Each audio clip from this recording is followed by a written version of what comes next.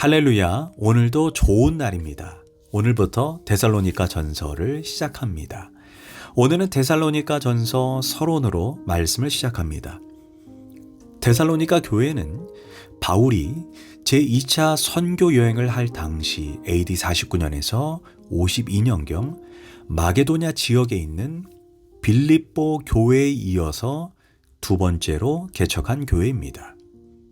데살로니가는 주전 4세기 알렉산드로스 대제의 군대 장교였던 카산드로스가 설립한 도시로 자신의 아내의 이름을 따서 데살로니카라고 이름을 지었습니다. 데살로니카는 전략상 중요한 위치에 있었습니다. 로마와 소아시아를 관통하는 로마 제국의 주요 간선 도로인 에그나티아 도로상의 위치에 있는 교통과 상업의 중심지입니다. 그 당시 인구가 20만 명에 이를 정도로 대도시였고 마게도냐 지방에서 제일 큰 도시이자 행정 수도였습니다.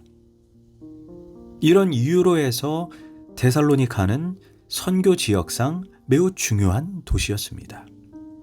현재 데살로니카 항구는 남동부 유럽을 관통하는 중요한 항구 도시로 해마다 이 도시에서 국제 무역 박람회, 국제 영화제를 개최하고 있습니다.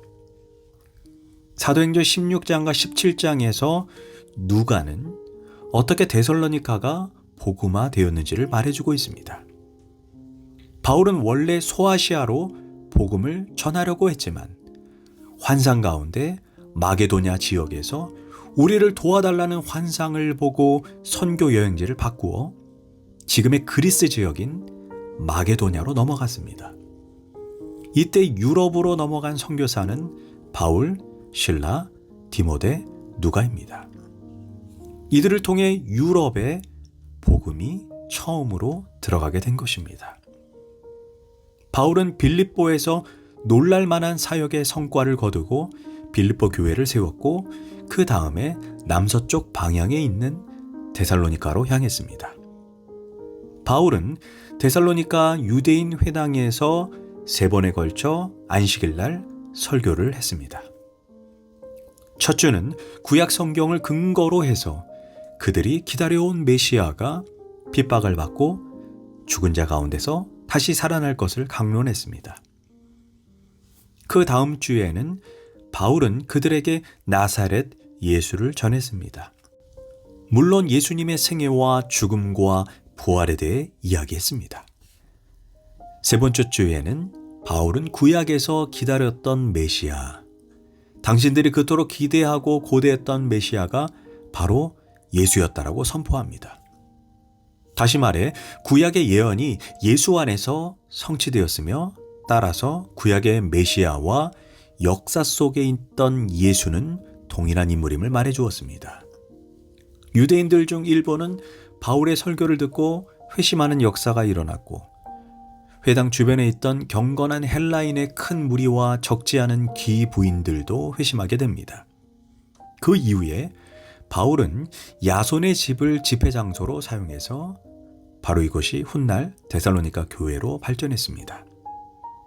그러나 안타까운 것은 바울의 데살로니가 전도 사역은 길어도 불과 몇 주 또는 몇 개월 이상 지속되지 못했습니다. 바울의 영향력이 커지는 것을 시기한 유대인들의 악한 무리들이 폭동을 일으키며 바울을 핍박했습니다. 유대인들의 박해로 데살로니가에 더 이상 머물 수 없게 된 바울은 급히 가까운 베레아로 피신했습니다. 유대인들은 거기까지 쫓아와 바울을 핍박하고 대적했습니다. 바울은 또다시 아덴, 즉 아테네로 피신할 수밖에 없었습니다. 그런데 이제 막 생겨난 신생교회인 데살로니가 교회가 염려되어 견딜 수 없었습니다.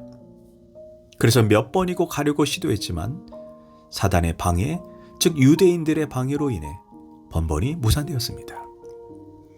이에 바울은 결국 아테네에서 디모데를 데살로니가로 파송했고 자신은 고린도로 가서 복음 전도 사역을 했습니다. 그러던 중에 디모데가 데살로니가 교회의 복된 소식을 가지고 왔습니다. 바울이 염려했던 바와는 달리 데살로니가 교회의 성도들은 환난 중에서도 주의 재림을 고대하며 믿음을 굳건히 지키고 있다는 것입니다. 그로 인해 바울은 크나큰 위로를 받게 됩니다. 이에 데살로니가 서신을 통해 성도들의 믿음으로 인한 감사 및 그들의 믿음에 대한 칭찬과 격려의 메시지를 보내고 있는 것입니다.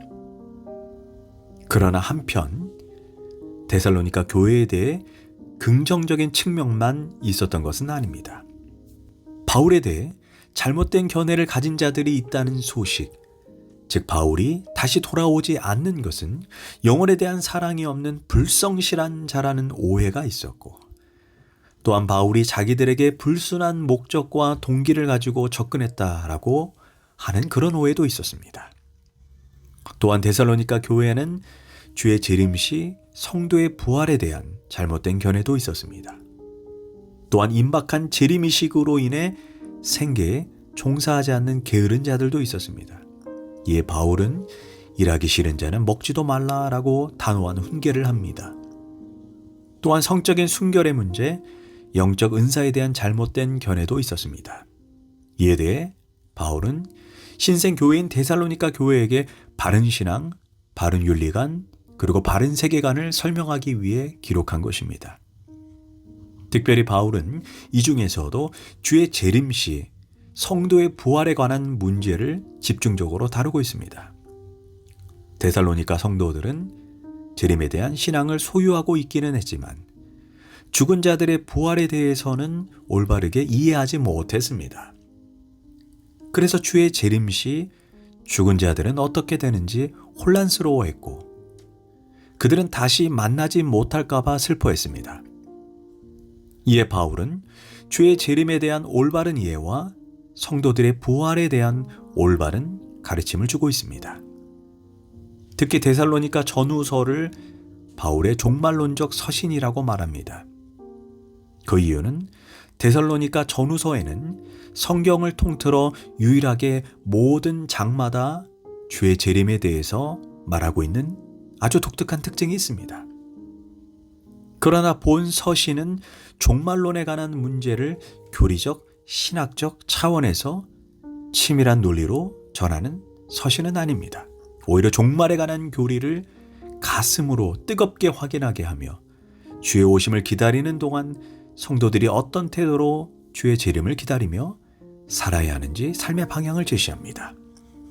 특별히 데살로니가 전서는 중요한 5가지 질문과 답을 제시합니다. 첫 번째 질문은 데살로니가 전서 1장 1절에서 10절까지로 교회의 복음은 어떻게 전파되어야 하는가의 문제를 다루고 있습니다.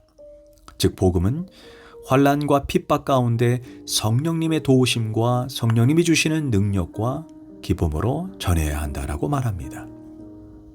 두 번째 질문은 데살로니가 전서 2장 1절에서 3장 13절까지로 교회의 지도자, 목회자, 직분자는 교회를 어떤 태도로 섬겨야 하는가를 질문하고 올바른 모습을 제시합니다. 세 번째 질문은 데살로니가 전서 4장 1절에서 12절까지로 구원받은 사람은 이제 어떻게 살아야 하는가, 즉 하나님 백성다운 삶이 무엇인가를 답해줍니다. 네 번째 질문은 데살로니가 전서 4장 13절에서 5장 11절까지로 주의 재림에 일어날 때 어떤 일이 일어나고 주의 재림을 기다리는 성도들은 어떤 태도로 주의 재림을 기다려야 하는가에 대한 답을 제시합니다. 다섯 번째 질문은 데살로니가 전서 5장 12절에서 28절로 복음적인 교회와 성도들의 모습은 어떠해야 하는가, 올바른 교회론을 제시해주고 있습니다.